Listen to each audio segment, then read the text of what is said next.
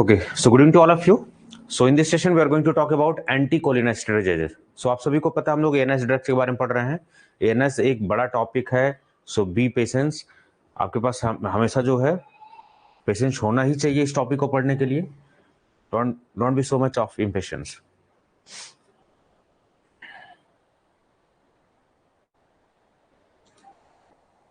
Yes, so I think many people have already joined. Yes, Prakash ji, good evening to all of you. Good evening. Yes, थोड़ा सा time लेके NS पढ़ा रहा हूं क्योंकि एनएस एक one of the toughest topic बोला जाता है फार्माकोलॉजी में. आप सभी को शायद अपने डिप्लोमा का टाइम हो चाहे बी फार्मा का टाइम हो, ये टॉपिक इजिली इतना समझ में नहीं आता है, बट आप अभी पढ़ रहे होंगे तो आपको चीजें समझ में आ रहे होंगे. आसान है, it's very easy. So I am just taking some time for discussing this topic. Okay, बाकी इसके बाद के जितने भी टॉपिक है थोड़ा फास्टली पढ़ाऊंगा, so don't worry about the syllabus and everything.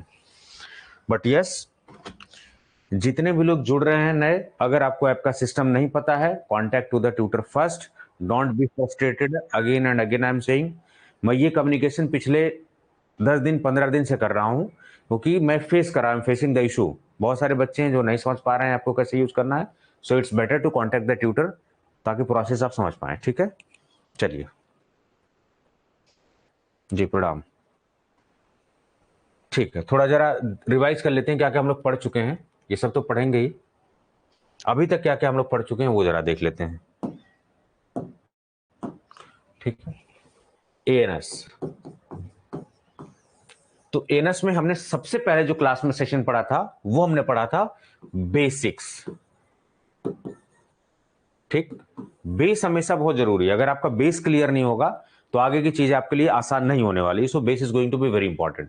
तो बेस में हमने बहुत सारी चीजें, नर्वस सिस्टम का क्लासिफिकेशन वगैरह पढ़ा था हमने, कौन कौन सा है वो सारी चीजें हमने डिस्कस कर लेते डिटेल में. फिर हमने न्यूरॉन्स के बारे में थोड़ा अच्छे से पढ़ा था कि न्यूरॉन्स होते क्या है, काम कैसे करते हैं, ये सब के बारे में पढ़ा था. फिर अपन के दिमाग में जो लोचा चलता रहता है ना, कहते हैं कि हार्मोनल लोचा चल रहा है, तो उधर उसको भी समझा. उसको अंग्रेजी में हमने बोला था न्यूरो ट्रांसमिशन. और ये सारा होता है कुछ केमिकल मेडिएटर्स की वजह से.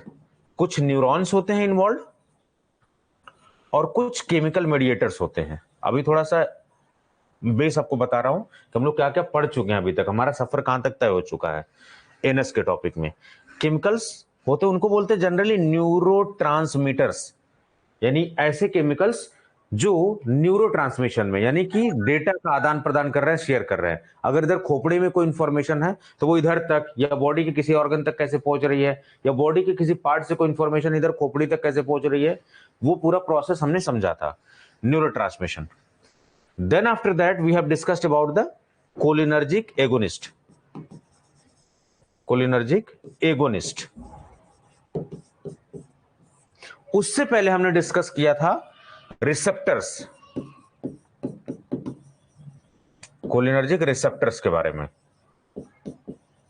जिसको बोलते हैं निकोटिनिक रिसेप्टर्स, मस्करेनिक रिसेप्टर्स. ये सब के बारे में पढ़ा था हमने, कहां पाए जाते हैं, इसका एगोनिस्ट कौन सा है, एंटागोनिस्ट कौन सा है, ये सब हमने डिस्कस किया था. अगर निकोटिनिक है तो उसका एक्शन क्या होगा, अगर मस्करेनिक रिसेप्टर है तो उसका एक्शन क्या होगा, ये सब हमने डिस्कस किया था. फिर कोलिनर्जिक एगोनिस्ट डिस्कस किया था हमने, उसमें सबसे इंपॉर्टेंट हमने एसीएच के बारे में बात किया था.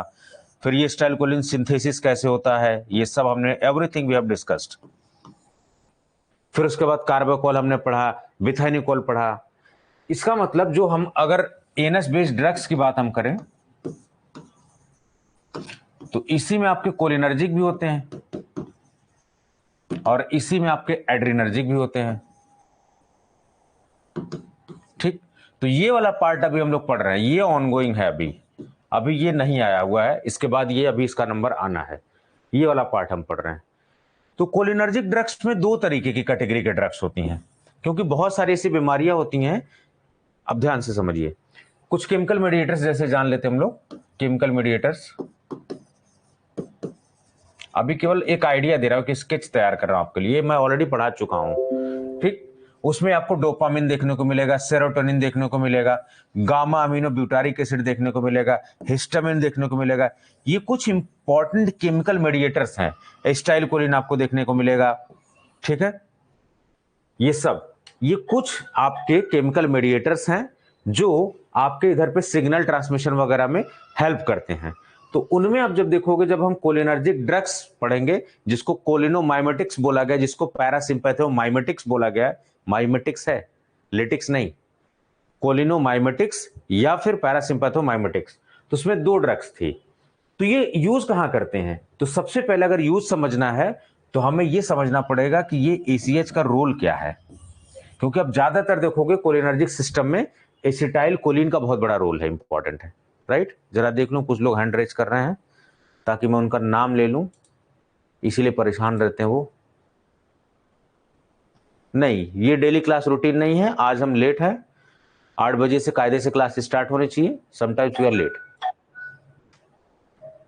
आप कितना भी हैंड रेज कर लीजिए, मैं आपका नाम नहीं लेने वाला हूं, ये नाम लेने वाला प्लेटफॉर्म नहीं है, ठीक है। और मेरे नाम लेने से आपका कुछ जिंदगी में कोई बदलाव नहीं आ जाने वाला है, तो ये सब करना बंद करिए, जो वास्तव में सवाल है वो बात करिए, ठीक है। अटेंशन गेन करने की कोशिश मत करिए, आपके अटेंशन गेन करने के चक्कर में मेरा अटेंशन जो है गड़बड़ हो जाता है। अब ध्यान से थोड़ा सा सुनिए, कुछ केमिकल मेडिएटर्स हैं जो कहते हैं ना कि दिमाग में कुछ हार्मोनल लोचा चल रहा है, तो यही सारे हार्मोन्स है, dopamine, serotonin, gamma aminobutyric, histamine, acetylcholine, इन्हीं के गड़बड़ होने से जनरली आप देखोगे ब्रेन डिसऑर्डर्स आपको देखने को मिलेंगे। अगर जैसे मैं अल्जाइमर्स डिसीज की बात करूं, आज हम पढ़ेंगे इसके बारे में बहुत अच्छे से, अल्जाइमर डिसीज, उधर पे भूलने की टेंडेंसी है, सोचने की क्षमता खत्म हो जा रही है, तो उधर पे आप देखोगे सबसे ज्यादा जो लोचा है एसिटाइलकोलिन का है। इसका मतलब कि एसिटाइलकोलिन के फंक्शन को समझना पड़ेगा कि एसिटाइलकोलिन अगर बॉडी में रहता है तो क्या क्या उसके फायदे होने वाले हैं, क्या क्या करता है वो एक्चुअली। तो एसिटाइलकोलिन एक न्यूरोट्रांसमीटर है, केमिकल है, जो इंफॉर्मेशन को एक न्यूरॉन से दूसरे न्यूरॉन में ट्रांसफर कर रहा है, सूचनाओं का आदान प्रदान कर रहा है। तो अगर इसके लेवल में कमी होगी या ज्यादा होगा तो वो जो प्रोसेस है वो बाधित होगी, अफेक्ट होगी। बताइए, कोई मतलब नहीं है हैंड रेज करने का। जब देखिए सोनू जी, मुझे लगता है कि आपका कोई वैलिड रीजन नहीं है, आप, I am really sorry to take your name, अगर कुछ वैलिड रीजन है तो आप नाम लीजिए, अदरवाइज प्लीज क्लास में डिस्टर्ब मत करिए, ठीक है। स्पेसिफिकली मैं आपको टोक रहा हूं क्योंकि आपकी थॉट प्रोसेस ना थोड़ी सी निगेटिव है इस प्लेटफॉर्म को लेके, तो कृपया आप वैलिड ही क्वेश्चंस पूछें और थोड़ा सा डेकोरम मेंटेन करके रखें, ठीक है। स्पेसिफिकली मैं आपका नाम ले रहा हूं क्योंकि जब भी आपसे मेरी कम्युनिकेशन होती है ना, तो there is a very negative thought process आपकी बड़ी रहती है। आप पता, I don't know exactly you are affected from any platform और you are comparison from any platform, I don't know exactly, right. ठीक है सोनू जी, कोई बात नहीं, अगर बाई मिस्टेक टच हो गया, no issues there, it's okay, खत्म करिए बात। पढ़ाई ज्यादा इंपॉर्टेंट है, जिसके लिए हम जुड़े हैं।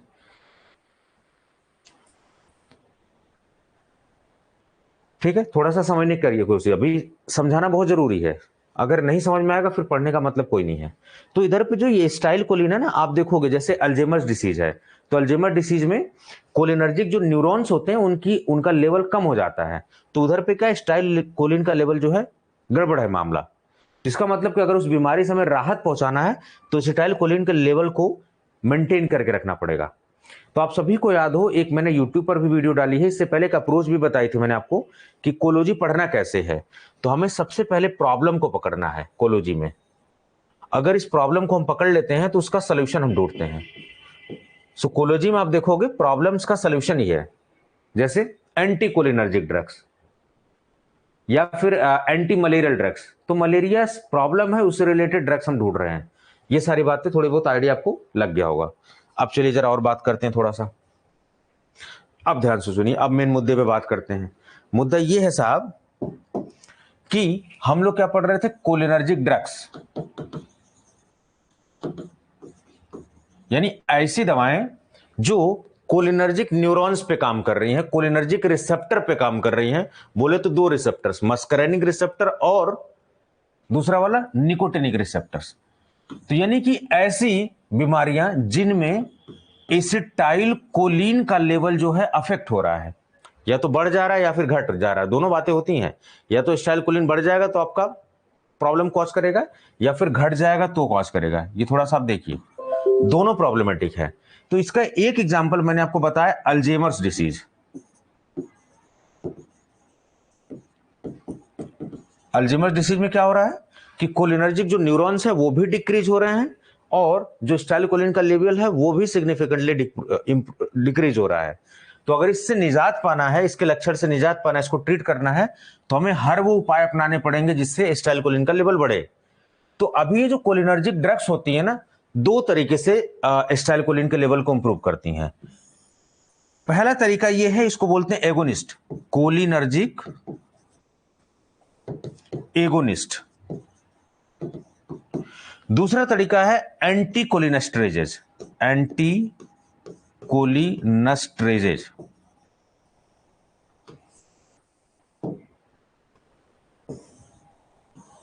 ध्यान से सुनिए, एसिटाइलकोलिन के लेवल को मेंटेन करने के आपके पास दो तरीके हैं।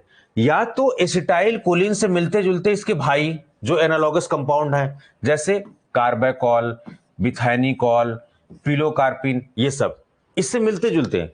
यानी कि ऐसे कंपाउंड, ऐसे दोस्त, ऐसे इसके भाई बहन जो इसके हरकतें, इसके जैसे इसके एक्शन सारे मिलते जुलते हैं। तो ये सारे कंपाउंड हमने दे दिया। इसका मतलब अगर एसिटाइलकोलिन का लेवल मेंटेन करना है तो इसके जैसे हूबहू दिखने वाले कंपाउंड्स या एसिटाइलकोलिन से एक्शन से मिलने वाले जितने कंपाउंड वो सब देने पड़ेंगे। तो ऐसे सारे ड्रग्स का नाम हम लोग बोलते हैं कोलिनर्जिक एगोनिस्ट।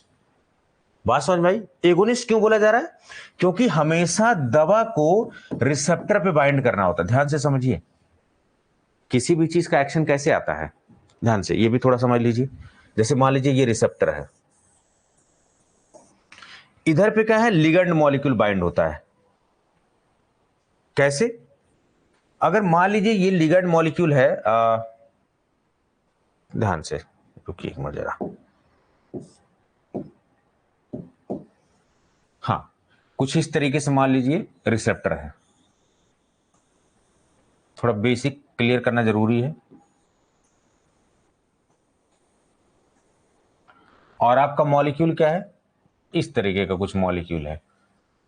अब देखो ये जो मॉलिक्यूल होता है ना, इसको हम लोग बोलते हैं लिगैंड। थोड़ा बेस क्लियर कर देता हूं ताकि समझ में आए।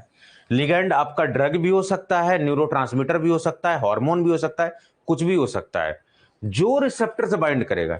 जैसे अब देखो इसका शेप अलग है, इसका शेप अलग है, तो इधर पे फिटिंग नहीं हो पाएगी। जब हम किसी लिगेंड मॉलिक्यूल को रिसेप्टर के साथ बाइंड करने की कोशिश करते हैं तो जनरली इस मॉलिक्यूल के हिसाब से रिसेप्टर, देखोगे आप, अपने आप को चेंज कर रहा है। इसको बोलते हैं कन्फर्मेशनल चेंज करना।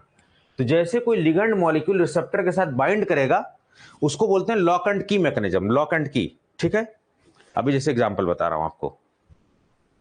यस, फिफ्थ पार्ट है। जैसे ये चाबी, आप देखिए ध्यान से, अब इस चाबी का, यही चाबी है डिक्टो, ये वाली, इस पे काम करे। अगर मैं ये बड़ी वाली चाबी लगाऊं तो नहीं काम करेगा इस पे। सो सिंपली जो रिसेप्टर्स होते हैं ना, ये बेसिकली काम करते हैं लॉक एंड की हाइपोथेसिस पे।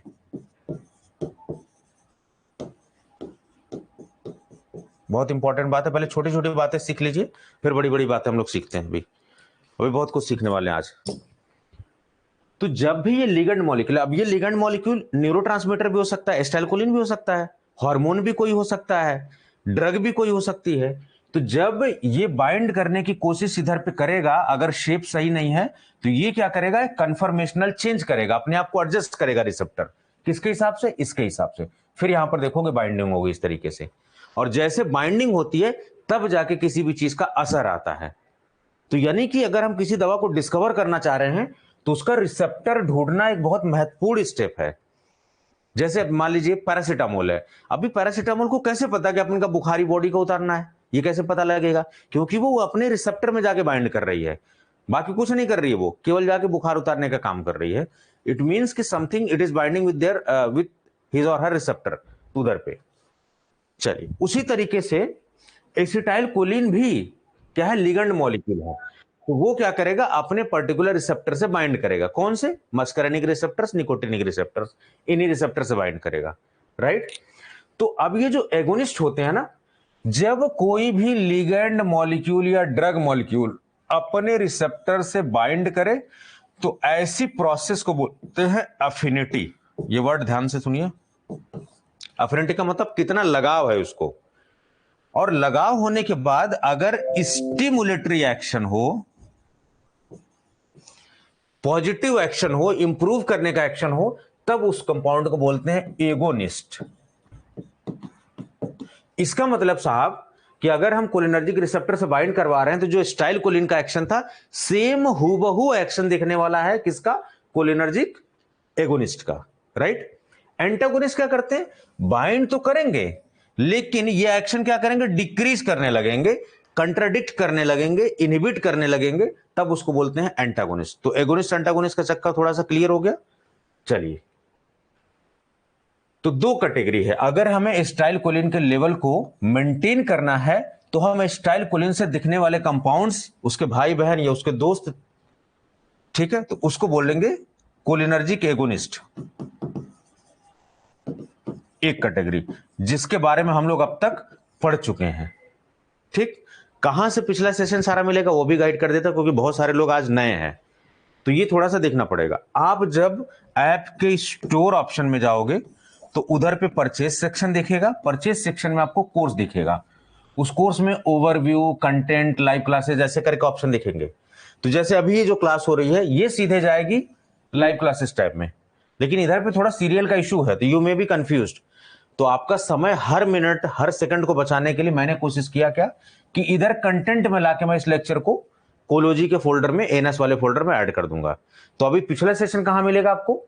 जस्ट पिछला आपको लाइव में मिलेगा, उसके पिछला आपको कहां मिलेगा? कंटेंट में मिलेगा, राइट। तो उधर से सारा पढ़ लेने का। तो मैं अभी तक कोलिनर्जिक एगोनिस्ट वाला सेक्शन पूरा पढ़ा चुका हूं, फिलहाल तक का अपडेट ये है।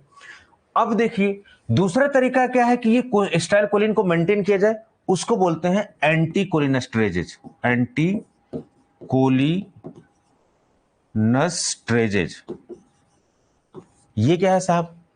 अब इसके बारे में जरा समझ लेते हैं। ये जो एसिटाइल कोलिन है ना, ये बेसिकली बनता है, एक तरफ से आपको कोलिन आएगा और सेकंड तरफ से आप देखोगे एसिटाइल कोएंजाइम ए। ध्यान से सुनिए, बड़ा इंपॉर्टेंट है।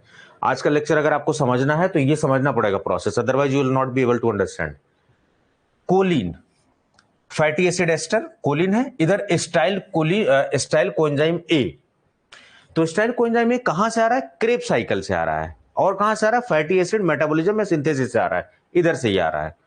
दोनों मिल रहे हैं तब जाके क्या बन रहा है? एसिटाइल कोलिन, जिसको हम लोग शॉर्टकट में एसीएच बोल रहे हैं।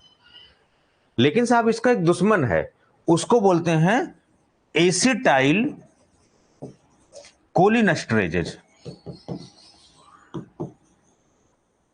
ये क्या है साहब? ये ऐसा एंजाइम है जो कि जो सिनेप्स गैप जगह होती है ना, जैसे ये आपका हो गया प्री वाला पार्ट हो गया, इधर ये पूरा गैप हो गया, इधर इफेक्टर ऑर्गन हो गया, ये सारी चीजें। तो इधर पे जो गैप है ना, इधर से इधर जो ट्रांसमिशन हो रहा है, इधर पे जो गैप है ना, यहां इस गैप में ये प्रेजेंट होता है एसिटाइल कोलिनस्ट्रेज, राइट। साइनेप्स, जिसको गैप को बोलते हैं साइनेप्स, या फिर जहां पे पॉइंट मीटिंग पॉइंट है। तो एसिटाइल कोलिनस्ट्रेज एंजाइम पड़ा हुआ, वो क्या करता है साहब? एसिटाइल कोलिन को तोड़ देता है। क्यों तोड़ता है? किसमें? जिससे बना है उसी में टूट। कहते हैं ना कि मिट्टी से बने हो मिट्टी में ही मिल जाओगे। तो एसिटाइल कोलिन किस में से बना हुआ है? कोलिन से। तो ये कोलिन और एसिटेट में टूट जाएगा। ध्यान से सुनिए, एसिटाइल कोलिन एसीएच न्यूरोट्रांसमिशन है, सूचना का आदान प्रदान करता है, न्यूरोट्रांसमिशन करता है, और सबसे ज्यादा जो अफेक्ट करता है अल्जीमर्स डिसीज में। तो इसका थोड़ा बनने का प्रोसेस समझते हैं। बनने का प्रोसेस ये है कि कोलिन और एसिटाइल कोएंजाइम ए से मिलकर ये एसिटाइल कोलिन बनता है। लेकिन इसका एक दुश्मन है जो कि साइनेप्स में गैप में पड़ा रहता है, उसको बोलते हैं एसिटाइल कोलिनस्ट्रेज। ये क्या है साहब? ये एंजाइम है जो इसको तोड़ने का काम करता है। तो आप ये बताइए, अगर आपको अमीर बनना है, मैं बार बार एग्जांपल देता हूं हर क्लास में, अमीर बनना है तो अपनी इनकम को बढ़ा दीजिए, या फिर साहब क्या करिए, खर्च को कम कर दीजिए। सेम इसी फंडे पे ये भी काम करता है।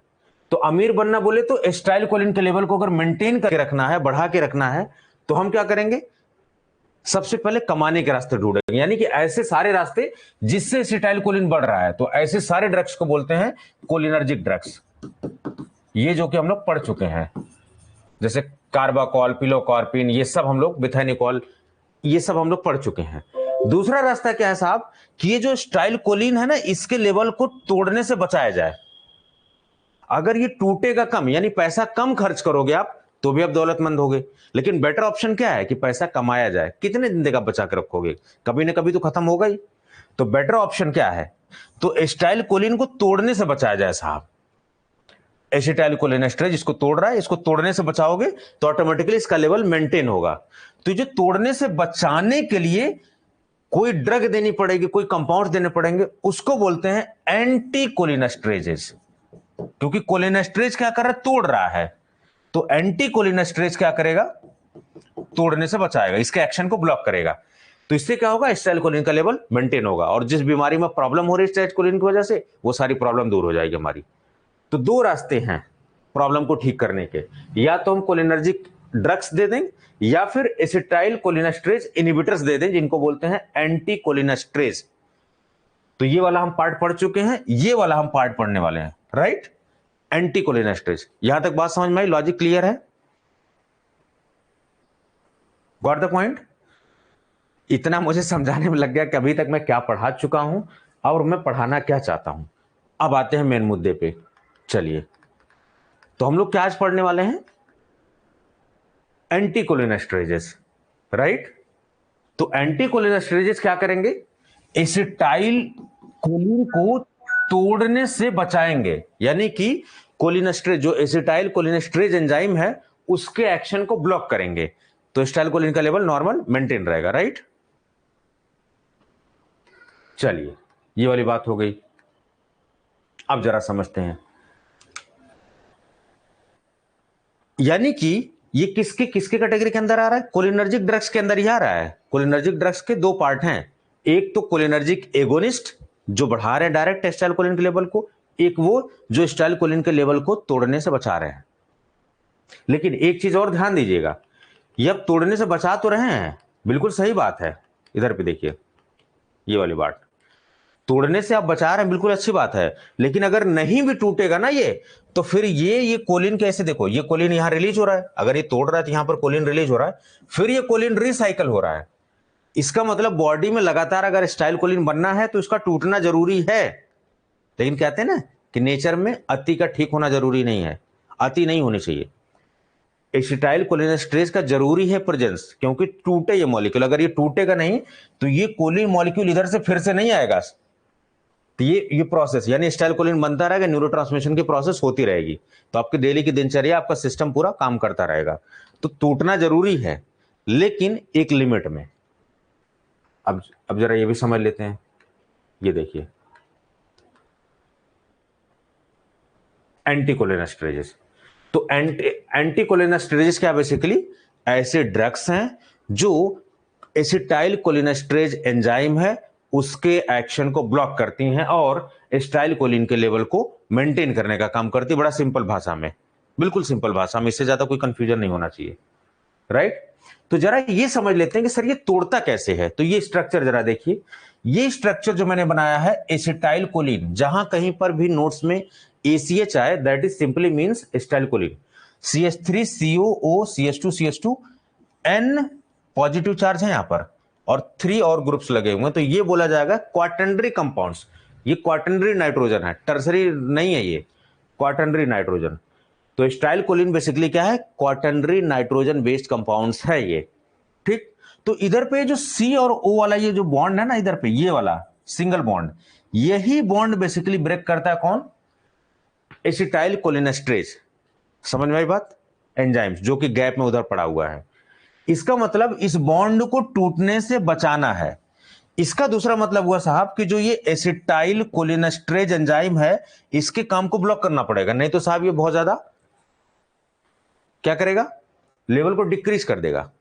लेकिन आप याद रखिए, अगर पूरी तरीके से ब्लॉक कर देंगे तो वो कोलिन टूटेगा नहीं, इसीलिए आपको इनहिबिट करना होता है, पूरी टोटली तरीके से ब्लॉक नहीं करना होता है। समझ में आई बात, तो ये है। तो कौन से बॉन्ड को ये तोड़ता है एसिटाइल कोलिनेस्टरेज, CO बॉन्ड को तोड़ता है, ना कि C डबल बॉन्ड O को। इधर पे आप लिख लीजिए, तो थोड़ा सा लिख लीजिए इसके बारे में, हेडिंग डालिए एंटी कोलिनेस्टरेजेस, राइट, एंटी कोलिनेस्टरेजेस। तो एंटी कोलिनेस्टरेज बेसिकली एसिटाइल कोलिनेस्टरेज जो एंजाइम है वो क्या करता है, एसिटाइल कोलिन के बॉन्ड को ब्रेक करके उसको कोलिन और एसिटेट में तोड़ता है। अभी आपको समझाया मैंने, ठीक है, ताकि इसके एक्शंस को टर्मिनेट किया जा सके। समझ गए ये सब सारी चीजें। तो एसिटाइल कोलिनेस्ट्रेज जो एंजाइम्स है साइनेप्स में पड़ा हुआ है, एसिटाइल कोलिन के मॉलिक्यूल को तोड़ता है। अगर हमें एसिटाइल कोलिन के लेवल को मेंटेन करना है तो हमें वो तोड़ने की प्रोसेस को बंद नहीं करना है, स्लो डाउन कर देना है, क्योंकि बंद हो जाएगा तो फिर प्रॉपर्ली फिर वो सिंथेसिस नहीं होगी और आपका न्यूरोट्रांसमिशन प्रोसेस डिस्टर्ब हो जाएगा। तो बंद नहीं करना है, समझ गए। कुछ इसी तरीके से जैसे हम लोग जब एंटी से ड्रग पढ़ते हैं तो हम लोग प्रोटॉन पंप इनहिबिटर्स देते हैं, तो आप लोग कहते हैं नहीं सर प्रोटॉन पंप को बंद कर दीजिए। भाई साहब, अगर प्रोटॉन पंप को बंद कर दिया जाएगा तो एसिड बनेगा कैसे, और पेट में तो चक्की लगी नहीं है। तो पेट में खाना पचने के लिए भी एसिड चाहिए होता है, but there should be a balance between mucus and acid. Got the point. तो प्रोटॉन पंप ब्लॉकर पहले दे देना, that is not a good option as anti ulcer drug. सबसे लास्ट ऑप्शन उसको ब्रह्मास्त्र के तौर पर यूज करना चाहिए कि जब बिल्कुल एसिडिटी तंग आ गए हैं तब हमको यूज करना चाहिए। लेकिन आजकल हो क्या रहा है कि सब लोग कमीशन लेने के चक्कर में पहले वही लिख देते हैं।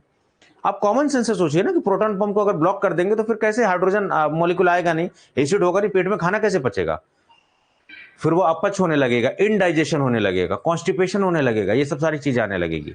तो प्रोटॉन पंप को पूरी तरीके से ब्लॉक करना that is not a good option. उसके फंक्शन को रिड्यूस करना इज बेटर ऑप्शन। तो बेहतर है कि ऐसी दवा यूज की जाए जो सिक्रेशन को कम कर रही हैं या फिर जो म्यूकस को बढ़ा रही हैं। तो proton pump blocker should be used as a last option in anti ulcer drug, not as a prior option. चलिए, ऐसा मॉलिक्यूल जो एग्जांपल है इसका नाम है फाइसोस्टिग्मिन। नाम तो सुना ही होगा फाइसोस्टिग्मिन का आपने, इट्स वेरी इंपॉर्टेंट, ठीक है। फाइसोस्टिग्मिन, तो फाइसोस्टिग्मिन साहब क्या है, एंटी कोलिनेस्ट्रेजेज ड्रग है, एंटी कोलिनेस्ट्रेज मॉलिक्यूल। इसका मतलब ये करेगा क्या साहब, ये सारी जितनी ड्रग है एंटी कोलिनेस्ट्रेज ये सब क्या करेंगे, एसिटाइल कोलिन के लेवल को मेंटेन करेंगे। क्यों, क्योंकि एसिटाइल कोलिनेस्ट्रेज के ब्रेकडाउन को फंक्शन को ब्लॉक कर रही हैं ये। तो उधर पे आप देखोगे जो एसिटाइल कोलिन है वो क्वाटरनरी कंपाउंड्स है, इधर पे देखोगे आप ये टर्सरी कंपाउंड्स है। ये बड़ी इंपॉर्टेंट बात है, इसको लिख लीजिए। ये जो कुछ बातें मैंने लिखी हुई हैं इसको आपको नोट डाउन करना, जो खास करके मैं बताऊंगा कि ये आप लिख लीजिए। तो नाइट्रोजिनस है, कार्बेमिक कंपाउंड्स है, कार्बामेट्स कैटेगरी में आता है, ठीक है, प्लांट्स में जनरली पाया जाता है। एसिटाइल कोलिन का है क्वाटरनरी कंपाउंड्स है, जबकि ये क्या है, टर्सरी कंपाउंड्स। ये डिफरेंस है इसमें, ये थोड़ा सा आपको ध्यान देना पड़ेगा। और एसिटाइल कोलिनेस्ट्रेज के लिए ये सबस्ट्रेट के तौर पर काम करता है। अगर एक्शंस की बात हम करें तो ये फाइसोस्टिग्मिन क्या करता है कि जितने भी जो एसिटाइल कोलिन का एक्शन होगा ना उधर पे, क्योंकि उसी का भाई चचेरा फुफेरा सब यही है, तो यही सब काम करेंगे ये। तो contraction of visceral smooth muscles, और आपको पता है कि जितने भी कोलिनर्जिक एगोनिस्ट होते हैं ना वो मायोसिस कॉज करते हैं। मायोसिस बोले तो ये जो आपकी पुतली है ना इसको सिकोड़ने का काम करते हैं, कॉन्ट्रैक्ट करने का काम करते हैं, मायोसिस। हाइपोटेंशन करेंगे, कार्डियक रेट को घटाएंगे, बीपी को घटाने का काम कर रहे हैं, ये सारी चीजें। ब्रैडिकार्डिया, जब आपकी हार्ट बीट 60 इधर से कम हो जाए तब उधर पे आपको ब्रैडिकार्डिया। टैकीकार्डिया बोले तो 60 ज्यादा वो 100 से पार हो जाए, टैकीकार्डिया। तो हार्ट बीट आपकी जब बढ़ जाए ना तब उसको टैकीकार्डिया बोलते हैं, घट जाए तो ब्रैडिकार्डिया बोलते हैं। तो देख रहे हो ये सारा चीज क्या कर रहा है, कॉन्ट्रैक्शन कर रहा है, घटाने का काम कर रहा है। क्यों, क्योंकि किससे मिलता जुलता है, एसिटाइल कोलिन के लिए। तो इसकी सोच कैसी होगी, एसिटाइल कोलिन के जैसे एक्शन होंगे। तो जो एसिटाइल कोलिन के एक्शन होंगे ज्यादातर एक्शन इसके आपको मिलते जुलते दिखाई देंगे, राइट। तो ये कुछ बातें थोड़ा सा लिख लीजिए, इंपॉर्टेंट है। अब देखिए ये सब, ये इंटरमीडिएट एक्टिंग है, बोले तो 1-2 घंटे से कम नहीं काम करता और 7-8 घंटा ज्यादा काम नहीं करता, ये बीच में काम करता है। तो 2 से 4 घंटे अगर इसका ड्यूरेशन ऑफ एक्शन है तो इसको बोल दिया गया कि ये इंटरमीडिएट काम करता है, बहुत लंबे समय तक भी नहीं काम करता ना बहुत शॉर्ट ड्यूरेशन तक। आपसे एक सवाल है, आप मुझे बताइए कि ये जो ड्यूरेशन ऑफ एक्शन ड्रग्स का होता है ना कि कोई दवा कितने देर तक काम करेगी, ये डीआई में पूछा गया था, इंपॉर्टेंट है। किस पैरामीटर से डिसाइड होता है, टी हाफ या फिर T90, जिसको हम लोग सेल्फ लाइफ बोलते हैं। किसी भी दवा का ड्यूरेशन ऑफ एक्शन, वो दवा कितनी दिन तक काम करेगी, कितने देर तक काम करेगी, ये किस पैरामीटर से डिसाइड होता है। क्या हाफ लाइफ टी हाफ से या T90 सेल्फ लाइफ से, जल्दी बताइए फटाफट कमेंट बॉक्स में। कुछ आप लोग भी काम करिए, थोड़ा काम पे लगा दूं।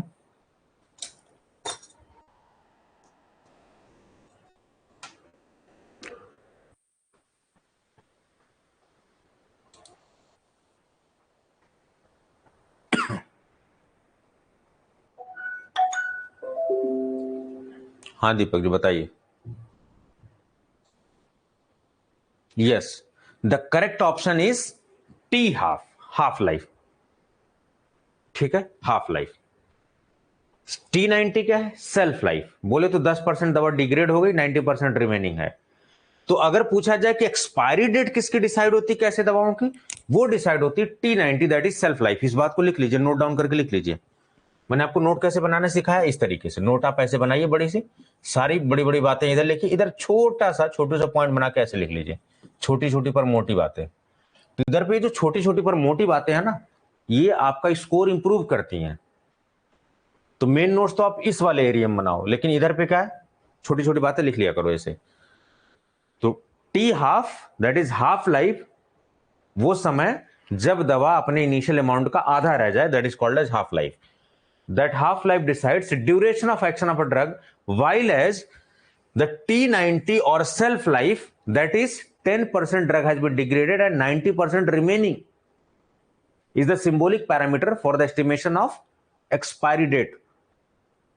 ठीक है, तो जो हम लोग कहते हैं ना दवा एक्सपायर हो गई मत खाओ मर जाओगे, कुछ नहीं ऐसा होता है जब तक वो दवा सनलाइट से एक्सपोजर ना हो, मॉइस्चर से ना हो। एक्सपायरी का मतलब होता है 10% दवा डिग्रेड हो गई, और आपको पता है कि दवा डोज पे काम करती है, अगर डोज से कम हो गई तो असर नहीं करेगी। एक्सपायरी खाने के तुरंत बाद मर नहीं जाएंगे, अनटिल एंड अनलेस जब तक कि खुली दवा ना हो, पॉइजनस ना हो गई हो। ठीक है, तो इसका एक्शन भी कुछ स्टाइलकोलिन की तरह होगा। क्या होगा साहब एक्शन? इसका एक्शन भी क्या होगा? ब्लडर एंड इंटेस्टाइन मोटिलिटी को घटाएगा।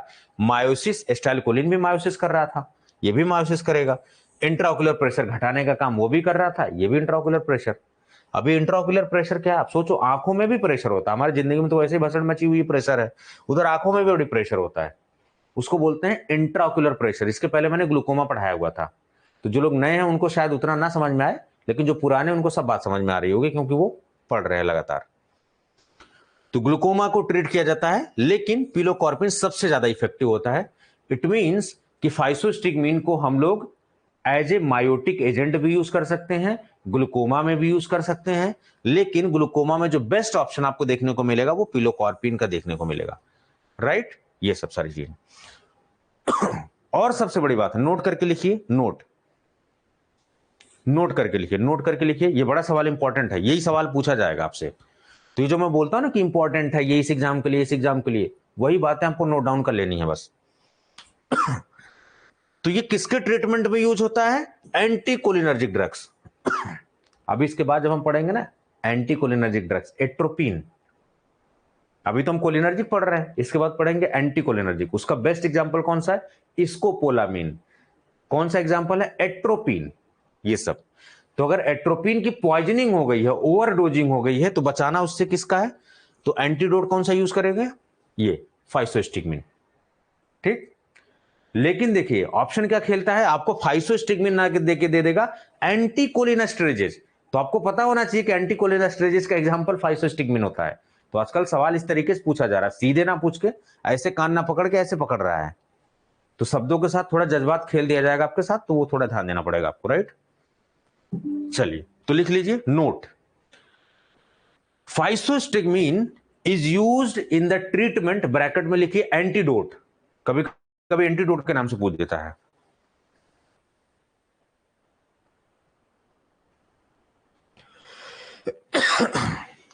सॉरी, एंटीडोट किसके लिए? एंटीकोलिनर्जिक ड्रग के लिए। तो कभी भाषा बोले कि एंटीकोलिनर्जिक पॉइजनिंग या एंटीकोलिनर्जिक ओवरडोजिंग, बात एक ही है। ठीक है, ये और दूसरा किसके पॉइजनिंग में sir? Tricyclic anti depressant. Anti depressant जब आप पढ़ोगे ना उसमें ट्राईसाइक्लिक एंटी डिप्रेसेंट कंपाउंड्स होते हैं, उनका भी साइड इफेक्ट को ब्लॉक करने के लिए उसके भी इधर पे यूज करते हैं हम लोग। ये मोस्ट इंपॉर्टेंट, इसको लिख लीजिए, पूछा जाता है पॉइजनिंग में, खास करके फार्मासिस्ट एग्जामिनेशन पूछता है इस पॉइजनिंग में कौन सा एंटीडोट, इस पॉइजनिंग में कौन सा एंटीडोट। It's very important. चलिए, अब इसी का बिल्कुल सगा सा भाई है नियोस्टिग्मिन। स्टिग्मिन, फाइसो, नियो, रिवा, ये कुछ नहीं लग रहा कि भाई बहन आपस में दिख रहे हैं ये। तो जो भाई बहन है तो उनकी हरकतें भी, इनकी सोच भी एक ही जैसे, क्योंकि एक ही कोख से पैदा हुए हैं, एक ही जगह से पैदा हो रहे हैं, ये बिल्कुल देसी स्टाइल पढ़ना है। तो नियोस्टिग्मिन वो क्या था? फाइसोस्टिग्मिन था। नेचुरल प्लांट से मिल रहा था, ये कहां से मिल रहा है, सिंथेटिक कंपाउंड है उसी का भाई बहन ये तो है, तो इसकी हरकतें इसके काम भी उसी के जैसा होगा। लेकिन अब मेरे भाई बहन हो या आपके भाई बहन हो, थोड़ा बहुत तो कुछ तो डिफरेंस होगा ना उनके फीचर्स में, तो कुछ फीचर्स में डिफरेंस दिखेगा। नियोस्टिग्मिन फाइसोस्टिग्मिन है तो एकदम बिल्कुल भाई भाई की तरह है, लेकिन वो नेचुरल है, ये सिंथेटिक है। ठीक है, कार्बामेट्स वो भी है, कार्बामेट्स ये भी है, कैटेगरी सेम है इनकी प्रजाति बिल्कुल सेम है एकदम। लेकिन ये भी क्या करता है, इनहिबिट करता है एसिटाइलकोलिनेस्टरेज को रिवर्सिबली ब्लॉक करता है, इरिवर्सिबली नहीं, एक्शंस को विड्रॉ भी कर सकते हैं हम लोग। ठीक है, सिमिलर मैनर टू फाइसोस्टिग्मिन, तो फाइसोस्टिग्मिन की तरह ही काम करता है। लेकिन जब आप फाइसोस्टिग्मिन को देखोगे इधर पे तो फाइसोस्टिग्मिन आपको क्या दिखेगा, टर्सरी अमीन कंपाउंड्स, लेकिन नियोस्टिग्मिन आपको क्या दिखेगा, क्वाटर्नरी नाइट्रोजन कंपाउंड्स। ध्यान रखिए, ये जितने भी क्वाटर्नरी कंपाउंड्स होते हैं ना, जनरली आपको सरफेक्टेंट वगैरह में भी देखने को मिलेंगे। ये जितने क्वाटर्नरी कंपाउंड्स हैं, ये जनरली इनकी खास बात होती है, पोलर होते हैं ये जनरली, और जब पोलर होंगे ये तो इनकी वाटर सॉल्युबिलिटी ज्यादा होगी।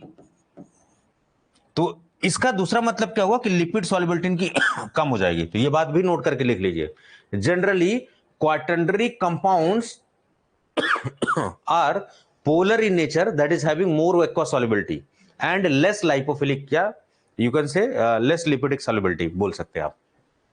बहुत इंपॉर्टेंट बात है ये लाइन। इधर पे देखिए जरा, फाइसोस्टिग्मिन क्या है, टर्सरी एमीन है, ये जनरली लाइपोफिलिक होता है। और आपको पता है कि इधर अपन के खोपड़ी में क्या है, lipophilic. Blood brain barrier is mostly lipophilic in nature. उधर पे सेल का ना ऐसे सटा के सेल ऐसे जंक्शन बना दिया गया है, ऐसे जंक्शन बना दिया गया है, तो सेल्स का जंक्शन है ब्लड ब्रेन बैरियर। ठीक, क्या किस नेचर का होता है, लाइपोफिलिक। तो अगर टर्सरी एमीन है तो इसके ज्यादा चांसेस हैं कि दिमाग में आपका सीएनएस में एंटर हो सकती है।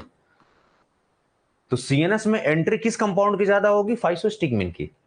जबकि नियोस्टिग्मिन क्या है, नियोस्टिग्मिन आपका क्वाटर्नरी नाइट्रोजन कंपाउंड है जो कि पोलर है, और धरती आसमान का जैसे नहीं मिलन हो सकता, वैसे ही पोलर और नॉन पोलर सॉल्वेंट का मिलन नहीं हो सकता।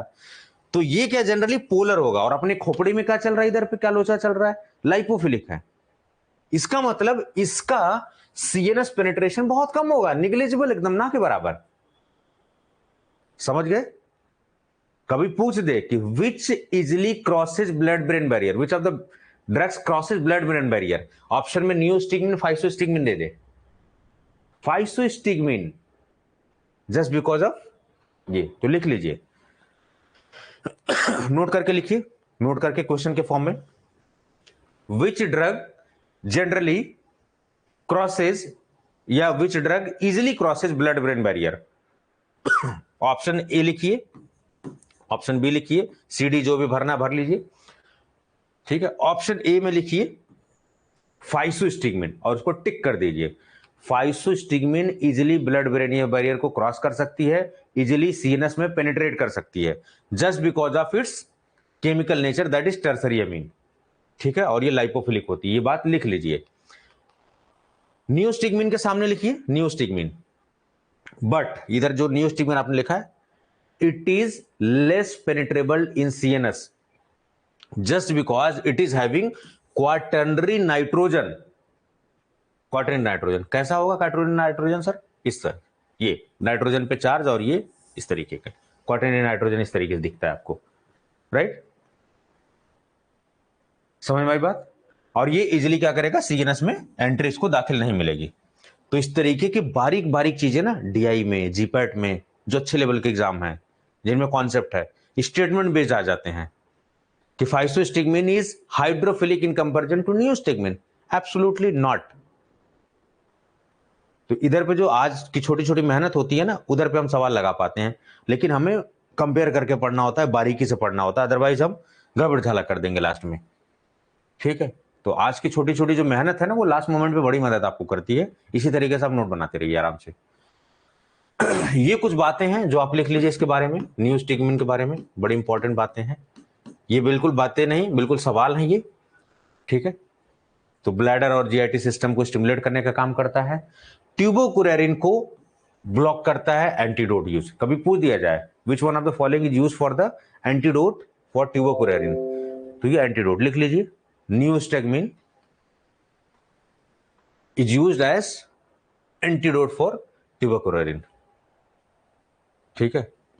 ये सब न्यूरोमस्कुलर ब्लॉकिंग एजेंट्स भी है, ये भी जानना पड़ेगा। और सबसे मोस्ट इंपॉर्टेंट बात है माइस्थेनिया ग्रेविस। अभी सब बीमारी, अभी आपको ना मैं अल्जाइमर्स भी पढ़ाऊंगा, थोड़ा सा आइडिया दूंगा। अभी आपको माइस्थेनिया ग्रेविस के बारे में भी बताऊंगा, पार्किंसंस के बारे में भी बताऊंगा, थोड़ा सा क्लियर होना चाहिए। ये सब ना दिमागी लोचा की बीमारी है ब्रेन से, इन सब के बारे में थोड़ा सा भी पढ़ेंगे। तो माइस्थेनिया ग्रेविस है, उसके ट्रीटमेंट में याद रहे सवाल पूछा जाता है विच one of the following is used in the treatment, और दूसरा सवाल क्या बनता है, डायग्नोसिस। तो माइस्थेनिया ग्रेविस के ट्रीटमेंट में कौन सा यूज किया जाता है और डायग्नोसिस में कौन सा यूज किया जाता है, अभी बताऊंगा मैं, तो आप लास्ट में लिखिएगा। ट्रीटमेंट में यूज किया जाता है नियोस्टिग्मिन, जबकि डायग्नोसिस में यूज किया जाता है एड्रोफोनियम। यही लिखना हो तो लिख लीजिए, नहीं तो बाद में भी अभी लिखवाऊंगा आपको मैं, राइट। दो सवाल है, बड़े इंपॉर्टेंट है, फार्मासिस्ट में भी पूछे जा सकते हैं, जीपैट में भी, डीआई में, तीनों में इंपॉर्टेंट है, पूछा जा सकता है कि माइस्थेनिया ग्रेविस के सर ट्रीटमेंट में कौन सी ड्रग यूज की जाती है, ड्रग ऑफ चॉइस कौन सी। तो आपको मैंने कल एक टास्क दिया था कि आप एक पन्ना बनाइए, उस पर डिसीज और ड्रग ऑफ चॉइस लिखिए। तो आज उस लिस्ट में ये एक नाम और जोड़ लीजिए, माइस्थेनिया ग्रेविस, उसके सामने लिख लीजिए आंसर नियोस्टिग्मिन। वो लिस्ट धीरे धीरे बढ़ाते रहिए, बढ़ाते रहिए, 2-3 महीने में वो लिस्ट काफी बड़ी हो जाएगी, तो वो आप जो है काफी चीज आप सीख लोगे। चलिए, एड्रोफोनियम, तो ये फाइसोस्टिग्मिन, नियोस्टिग्मिन, एड्रोफोनियम, ये सब क्या है, जो एसिटाइल कोलिनेस्टरेज है उसके ब्लॉकर्स हैं, ठीक है, एंटी कोलिनेस्टरेजेज हैं ये सब। तो एड्रोफोनियम क्या करता है, डायग्नोसिस में यूज होता है, ट्रीटमेंट में कौन सा यूज हो रहा था, नियोस्टिग्मिन में। तो लिख लीजिए माइस्थेनिया ग्रेविस ऐसे करके लिखिए, इसके डायग्नोसिस में, इसके ट्रीटमेंट में नियोस्टिग्मिन, और यहां लिख लीजिए मोस्ट इंपॉर्टेंट, पूछा जाता है। और इधर पे डायग्नोसिस, डायग्नोसिस में एड्रोफोनियम, ठीक है, एड्रोफोनियम, ये सारी चीजें। और सबसे मजे की बात है कि ट्यूबोकुरेरिन की जो पॉइजनिंग होती है उसमें एंटीडोट, उसके तोड़ के तौर पर, उसके एंटीडोट के तौर पर यूज किया जा रहा है एड्रोफोनियम को। तो ये भी बात आप लिख लीजिए, बड़ा इंपॉर्टेंट है ये। तो जो घुमा घुमा के मैं इधर उधर से लिखा हुआ ना, ये सब सवाल है बेसिकली, और यही सब पढ़ना है आपको लास्ट मोमेंट पे। सारा कुछ नोट्स में नहीं छापना है, जो इंपॉर्टेंट है वही बनाना है। लास्ट में जब आपका एग्जाम हो तो आपके पास नोट्स ऐसे धीरे धीरे धीरे ऐसे होने चाहिए। और आप क्या गलती करते हो, उस कोचिंग का पढ़ा, लास्ट मोमेंट में उस कोचिंग की टेस्ट सीरीज, यहां टेस्ट सीरीज, उधर पे कलर्ड किताब आ गई, इधर पे किताब आ गई, उधर वो किधर किताब आ गई, ये नोट्स आ गई, आप भागने लग, जबकि आपका ऐसे होना चाहिए, कम होना चाहिए मटेरियल, और आप लास्ट में क्या करते हो, ऐसे एक्सपेंड करते हो। This is the biggest mistake aspirant do.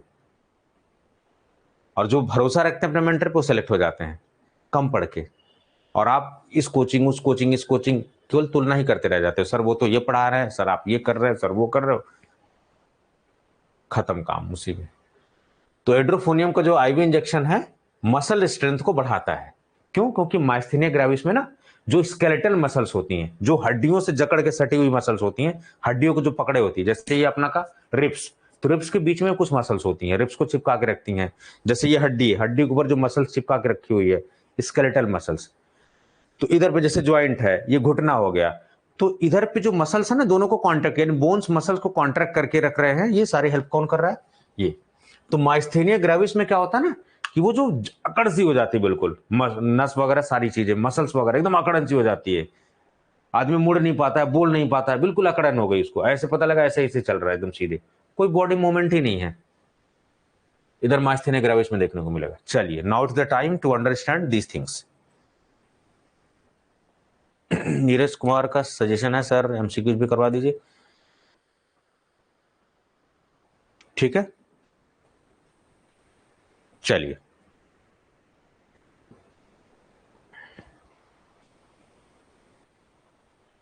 ठीक है। तो अब जरा 3 बीमारियां हैं, बड़ा हम लोग कंफ्यूजन रहता है हम लोग का, ठीक है, उसको लिख लीजिए, सवाल पूछा जाता है आपसे। पार्किंसन डिसीज, आप क्या करिए ना, ऐसे देखिए ध्यान से, आपकी कॉपी ऐसे है, Parkinson's versus Alzheimer's versus myasthenia gravis, ऐसे करके बनाइए। वैसे वर्सेज का कोई मतलब नहीं, ऐसे बाइफरकेट कर लीजिए और सब में पॉइंट लिख लीजिए ऐसे ऐसे। जब कभी हुबहू कोई चीजें हो ना आसपास की, तो हमेशा हमें कंपैरेटिव स्टडी करनी चाहिए, कंपेयर करके पढ़ना चाहिए, otherwise we will be confused. यहां तक कोई कंफ्यूजन तो नहीं किसी को? एक मिनट रुके जरा, देखूं सारे बच्चे जुड़ गए हैं, कुछ को दिक्कत तो नहीं है? चैट देख लो जरा।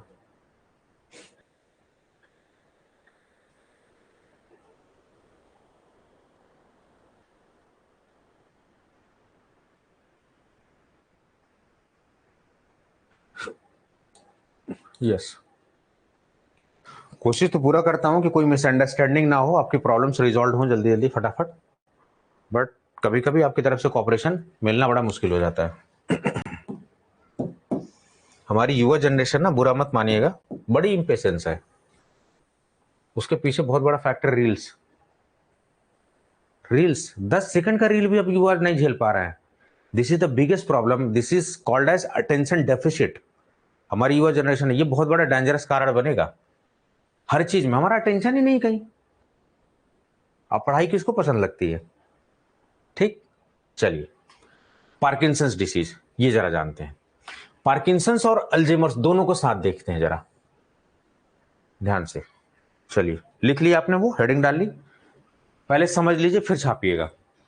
पार्किंसंस डिसीज ये भी ब्रेन डिसऑर्डर है, अल्जाइमर डिसीज ये भी ब्रेन डिसऑर्डर है, दोनों दोनों में दिमागी लोचा है। इधर पे क्या प्रॉब्लम है, किसका लोचा है सर? इधर डोपामीन का लोचा है, इधर किसका लोचा है सर? एसिटाइलकोलिन का। डिफरेंस बता रहा हूं, क्लियर कट। पार्किंसंस ये भी दिमाग की डिस्टर्बेंस की बीमारी है, इधर पे दिमाग का डिस्टर्बेंस हो रहा है, ब्रेन डिसऑर्डर है। इधर पे डोपामीन का लेवल गिरा हुआ है, इधर पे एसिटाइलकोलिन का लेवल गिरा हुआ है, ये समझ लेना।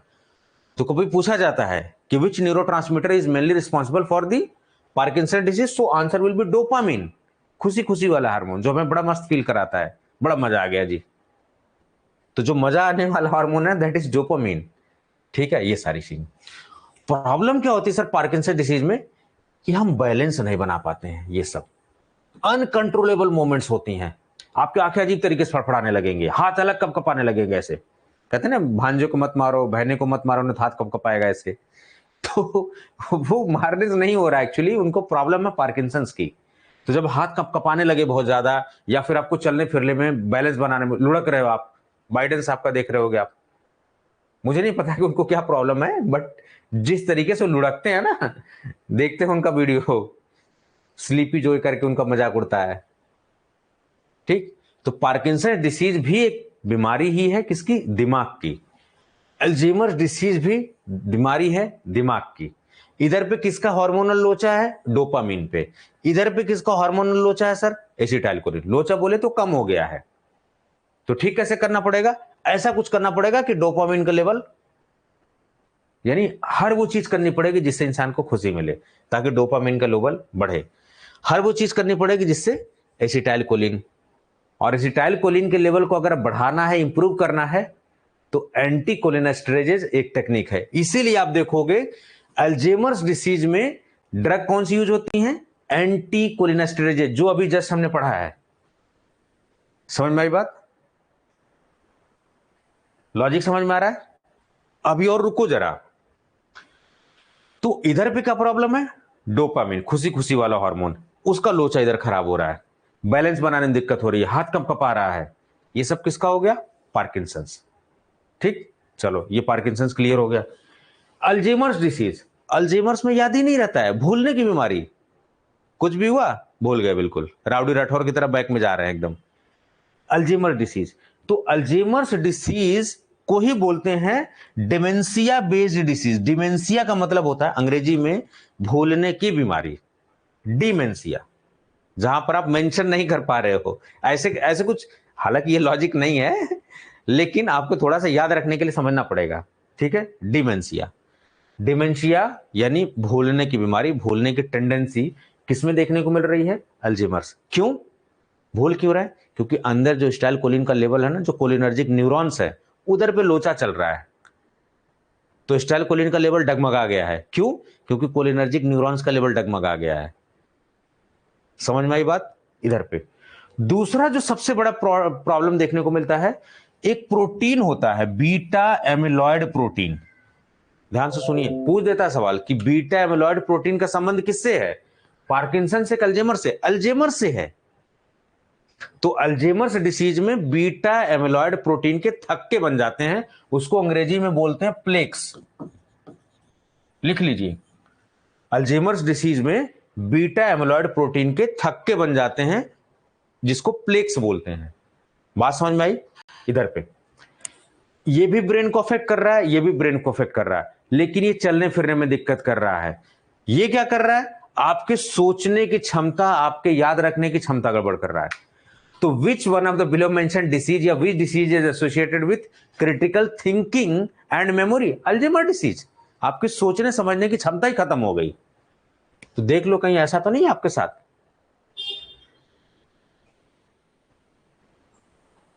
तो कभी दिमाग खराब उल जुलूल कमेंट करने का थोड़ा सोचना पड़ेगा, कहीं ऐसा तो नहीं मैं अल्जीमर से प्रभावित हूं।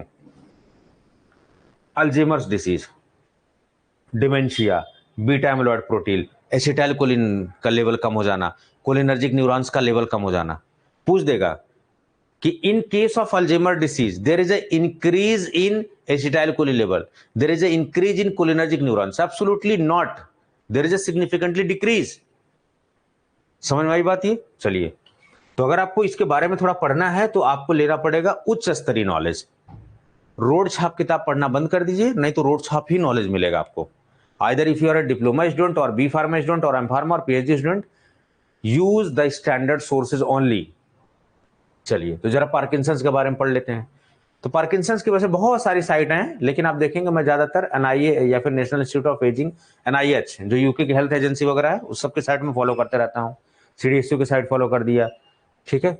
सेंटर फॉर सीडीसी अमेरिका की साइट है, centre for disease control, American diabetes association, ये जितने भी एसोसिएशन है ना डायबिटीज वगैरह के लिए, बड़े बेस्ट हैं ये सब। तो यही सब पढ़िए। देखिए, ये पार्किंसन डिसीज, अनकंट्रोलेबल मूवमेंट्स होने लगती है, अकड़ जाती शरीर, कपकपी सी मच रही है, बैलेंस कोऑर्डिनेशन बनाने में दिक्कत होता है, ये सारी चीजें। ये देखो, तो सारा लोचा क्या सब देखो, कितना सुंदर सा दिमाग बना रखा है। अपन लोग का होगा इतना सुंदर सा दिमाग? देखो कितना सुंदर सा बिल्कुल गुलाबी सा दिमाग बना रखा है, और हमारे दिमाग में तो खुरापात भरा हुआ है। देखिए, तो बेसल गैंग्लिया, ये तो जो दिमाग का जो बेसल गैंग्लिया वाला हिस्सा है, यानी गैंग्लियोनिक न्यूरॉन्स, न्यूरॉन के ट्रांसमिशन इधर पे, इस वाले एरिया में इधर पे गड़बड़ी हो रही है, तब जाके आपको पार्किंसंस देखने को मिल रहा है। ये सारी चीजें देखो, लक्षण क्या है इसके? ट्रिमर, कपकपाना, muscle stiffness, slowness of movement, हाथ पर बहुत स्लो चल रहा है, ठीक है, डिप्रेशन, ये सब देखने को मिलेगा आपको, ठीक। थेरेपी हम कौन कौन से देते हैं ये सब देखिए, हेल्दी डाइट वगैरह, एक्सरसाइज वगैरह, मसल्स कमजोर हो गई तो मसल्स को थोड़ा सा सही करना पड़ेगा, ये सब सारी चीजें। अल्जीमर्स के बारे में जरा देख लेते हैं। अल्जीमर्स, ये देखिए बड़ा सुंदर सा डायग्राम इन्होंने ब्रेन का दिया हुआ है। इधर पे देखो ध्यान से, पार्किंसंस दिमाग के किस हिस्से में हो रहा है? गैंग्लिया वाले में, जहां पर न्यूरो, यानी कि जिधर पे हार्मोनल लोचा है ना, जिधर पे सिग्नल उग्नल का है, वो गड़बड़ हो रहा है। इधर पे देखो, ये वाला, इस वाले एरिया में, इस वाले एरिया में ना होकर इधर पे हो रहा है, ये दिमाग का डिस्टर्ब कर रहा है, ठीक है। ये सब, चलो जरा ये कुछ वीडियोस भी डाल रखी है, हम लोग थोड़ा सा प्ले कर देते हैं। सो ये एनआईएच की जो है, थोड़ा सा आप देखो video. In healthy people, all sensations, movements, thoughts, memories, and feelings are the result of signals that pass through billions of nerve cells or neurons in the brain. आवाज आ रही है? माइक साउंड के पास constantly communicate with each other through electrical charges that travel down axons, causing the release of chemicals across tiny gaps to neighboring neurons. देखो कितना बारीक level पे काम। Other cells in the brain, such as astrocytes and microglia, clear away debris and help keep neurons healthy. In a person with Alzheimer's disease, the most basic form of dementia, toxic changes in the brain destroy this healthy balance. These changes may occur years, even decades, before the first signs of dementia. Researchers believe that this process involves two proteins called beta amyloid and tau, which Tau somehow protein भी become है। toxic to the brain. It appears that protein। abnormal tau accumulates, eventually forming tangles inside neurons.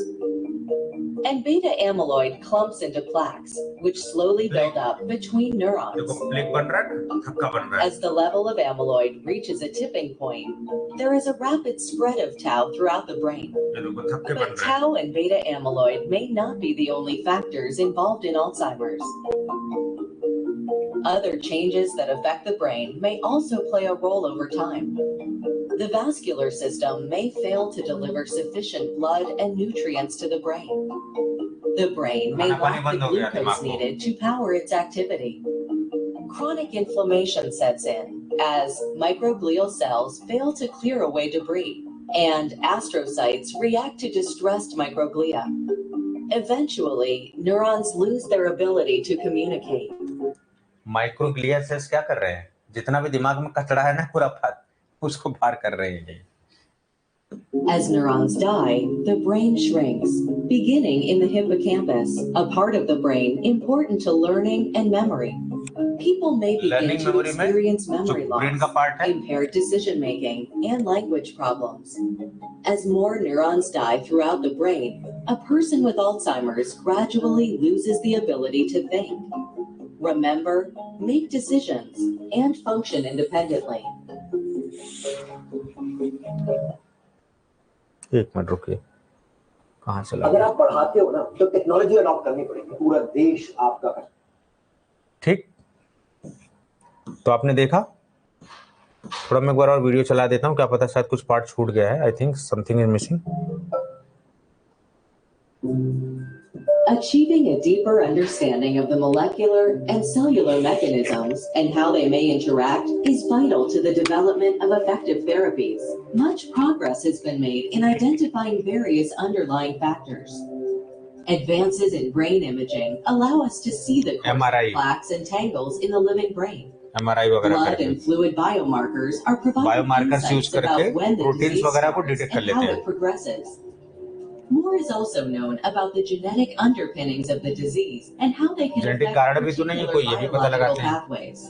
These advances enable the development and testing of promising new therapies, including drugs that reduce or clear the increase of tau and amyloid proteins in the brain, therapies targeting the vascular system.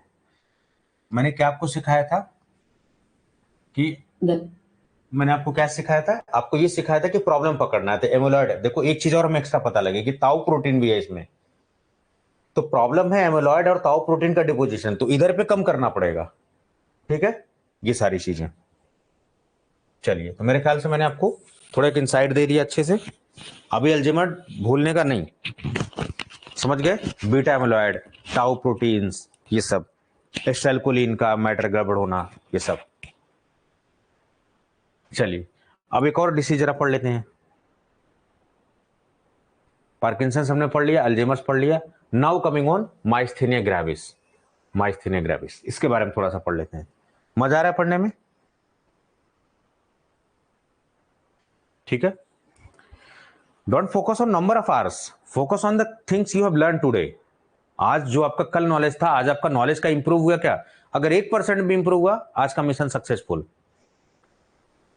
मैं बार बार आपको ये example समझाता रहता हूं। इधर पे selection के लिए ये लेवल चाहिए। अभी हम धीरे धीरे क्या कर रहे हैं, ऐसे ऐसे ऐसे मैच कर रहे हैं, और हर दिन जब हम 1-1% एफर्ट करेंगे, एक दिन ये फ्रीक्वेंसी मैच होगी, जिस दिन मैच होगी सेलेक्ट हो जाओगे आप। It's very simple concept for the selection. Myasthenia gravis, तो माइस्थेनिया ग्रेविस आपको देखने को मिलेगा ऑटोइम्यून न्यूरोमस्कुलर है। न्यूरॉन्स का भी है मामला, मसल्स का भी मामला है, न्यूरोमस्कुलर है। न्यूरोमस्कुलर यानी प्रॉब्लम क्या करेगा? जनरली स्केलेटल मसल्स, स्केलेटल बोले तो ऐसी मसल्स जो हड्डियों से चिपक के, अभी मेरी हड्डी है, इसके ऊपर जो मसल चिपकी हुई है, स्केलेटल मसल्स। मेरी रिब्स, जिसको ठठरी बोलते हैं गांव में, ठीक है, तो वो जो उसके बीच जो ये रिब्स हैं, इनके बीच भी कुछ मसल्स होती हैं जो ठठरियों को बांध के रखती हैं, रिब्स को। इंटरकॉस्टल मसल्स बोलते हैं उनको, इंटरकॉस्टल, ठीक, ये सब। तो माइस्थेनिया ग्रेविस एक ऑटो इम्यून डिसऑर्डर है जिसमें आपका इम्यून सिस्टम खुद ही डिस्ट्रॉय करने का काम कर रहा है, ठीक है। तो ऑटो इम्यून न्यूरोमस्कुलर डिसीज है जिसमें कि स्केलेटल मसल्स, उधर पे लोचा किसका हो रहा था, ब्रेन का, इधर पे ज्यादा लोचा किसका है, स्केलेटल मसल्स का माइस्थेनिया ग्रेविस में। तो अगर इस जोड़ में कुछ मसल्स है तो गड़बड़ करेंगे अगर, तो जॉइंट मूवमेंट कम हो जाएगा, घुटना है उसका मूवमेंट कम हो जाएगा, ठीक है, ये सारी चीजें। तो बॉडी के मूवमेंट्स और ब्रीदिंग में, अभी ब्रीदिंग में कौन है जरा ये देखते हैं थोड़ा सा, ये भी देख लेते हैं, गूगल किया हुआ है, जैसे आप सर्च करते हो ना, ये देखो इंटरकॉस्टल मसल्स, ये रिब्स है ना, ये ठठरियां, इनके बीच मसल्स है, ये ऐसे सिकुड़ती फैलती रहती है, एक्सपैंड होती रहती हैं। तो जैसे हम सांस करें तो ऐसे सांस छोड़ रहे हैं तो है ना एक्सपेंशन हो रहा है, तो ये एक्सपेंशन किसकी वजह से पॉसिबल है, इंटरकॉस्टल मसल्स जो रिब्स को जोड़ के रख रही हैं।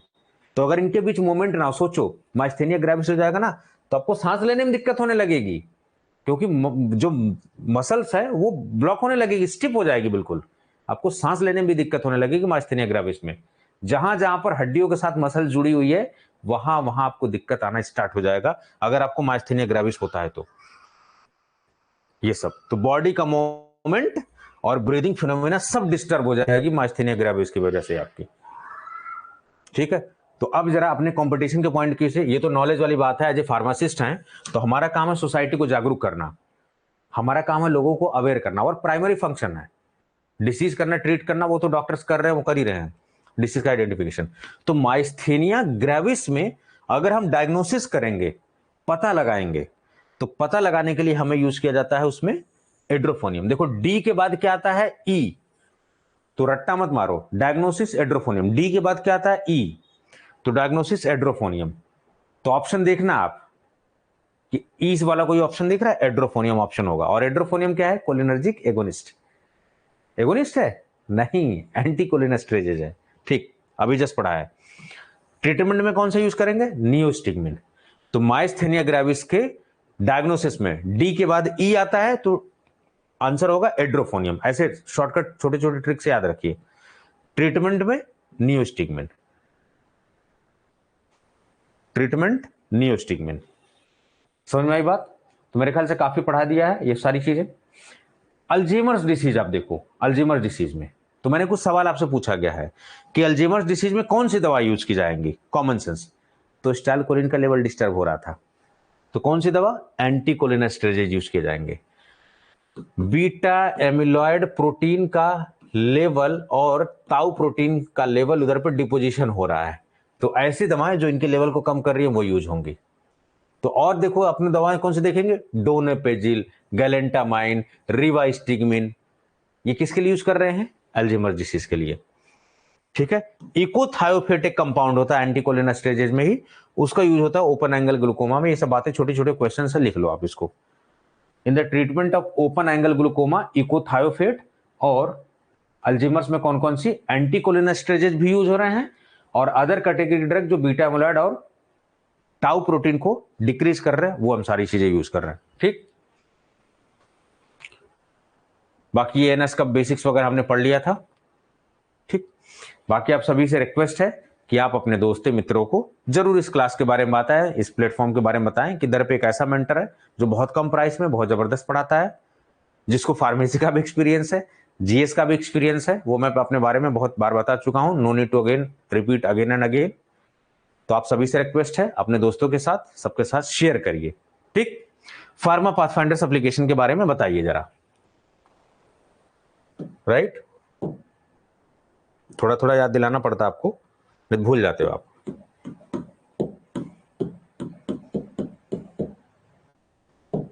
ठीक, इसके बारे में बताइए जरा कि साहब pharma pathfinders application one of the best emerging platform आपको दिखाई देगा, जहां पर कोर्सेज वगैरह बहुत कम प्राइस में। ये साइसी अभी देखिए एम्स भोपाल का आ गई वैकेंसी, उसके लिए हमारे पास मंजिल बैच है। आप देखेंगे एसआईसी के लिए संकल्प बैच बेस्ट है, गुजरात डीआई के लिए, उत्तराखंड डीआई के लिए, एवरीथियर batch is there, but make sure that you are downloading the that is pharma pathfinders app.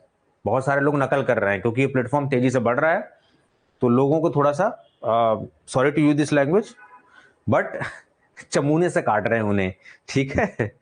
तो उनको थोड़ी सी चिड़चिड़ी मच रही है, तो इसलिए आप थोड़ा उन्हें बताइए कि फार्मा पाथफाइंडर से आपको भैया इंस्टॉल कर लो और आप पढ़ाई करो, फार्मेसी, जीपैट, डीआई, जिस चीज की करनी है, कम प्राइस में बेस्ट, ठीक है। चलिए, कोई दिक्कत है तो पूछ लीजिए फटाफट।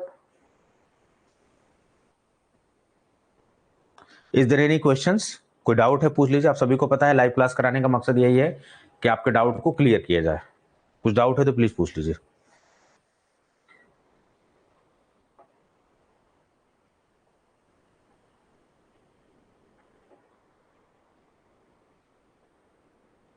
Is there any doubt from your side? I'm just waiting for your questions. If you're having, you can ask. Thank you, Bhavna ji.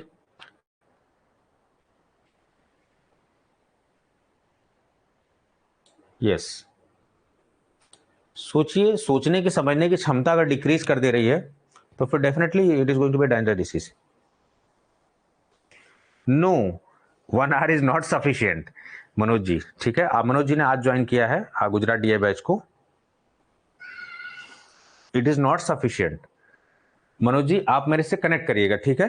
आपने शायद मैसेज भी डाला था मेरे पास, कैसे यूज करना है। बहुत सारी क्लासेस पिछली हो गई हैं, कंटेंट में बहुत सारी क्लासेज हैं, तो इधर पे जो क्लासेज है, जो कंटेंट में है, दोनों के बीच बैलेंस बनाना है आपको, ठीक है। आपको लग रहा हो खाली यही क्लासेज है, अभी उधर पे भी कंटेंट में क्लासेज हैं, so you need to make a balance.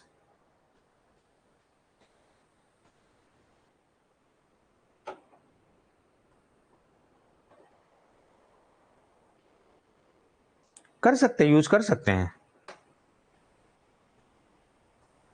लेकिन आप देखोगे प्रॉब्लम क्या है, सिग्निफिकेंट लॉस हो रहा है कोलिनर्जिक न्यूरॉन्स का।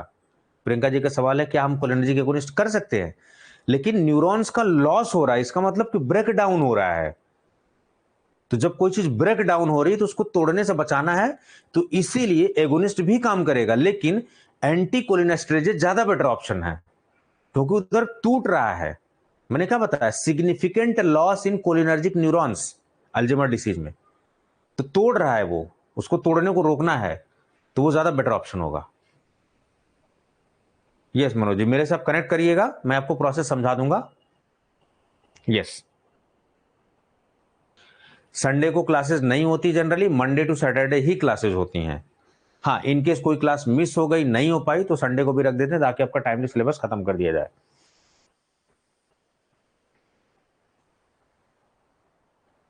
चलिए, कोई डाउट है तो पूछ लीजिए। सर एक एमसीक्यू सेशन भी आना चाहिए एनएस का। हाँ आ जाएगा, पहले खत्म तो हो लेने दीजिए, आ जाएगा बिल्कुल।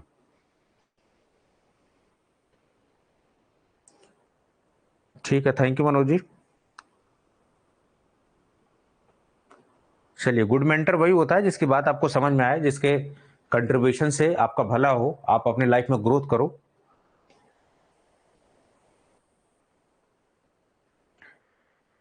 ठीक है, we are planning to have one session of GS on Sunday, ठीक है, हम लोग प्लान कर रहे हैं, मैं आपके ग्रुप में इन्फॉर्म करूंगा। मिनिमम 2 सेशंस होता है, एक जीएस का रखते हैं, एक फार्मा का रखते हैं, मिनिमम 2 सेशंस तो रखते ही हैं। और आप सभी को पता है, मैं वो घंटे 1.5 घंटे आप देखोगे, 1 घंटे में काफी कुछ मैंने आपको पढ़ा दिया है। It's not about hours, don't count in hours, count in the things you have covered. इसके पिछले अभी कल हुई जीएस की क्लास इकोनॉमिक्स की, बहुत सारे लोगों ने मिस कर दिया जीएस में इकोनॉमिक्स की क्लास।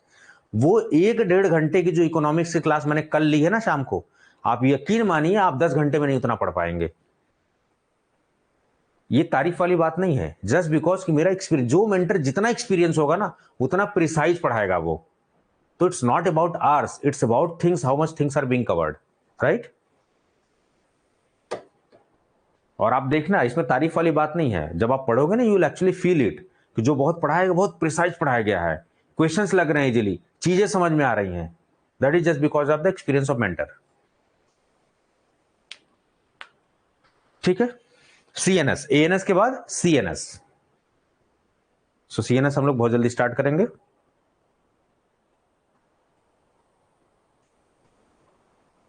ताकि जो दिमाग में चल रहा है हार्मोनल लोचा, उसको और बेहतर समझ पाए।